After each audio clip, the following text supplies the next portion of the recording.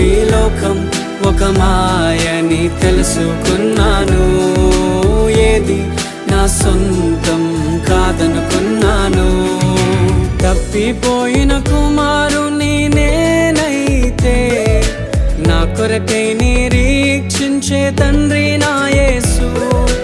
తప్పిపోయిన కుమారుని నేనైతే నా కొరకై నిరీక్షించే తండ్రి నా యేసు.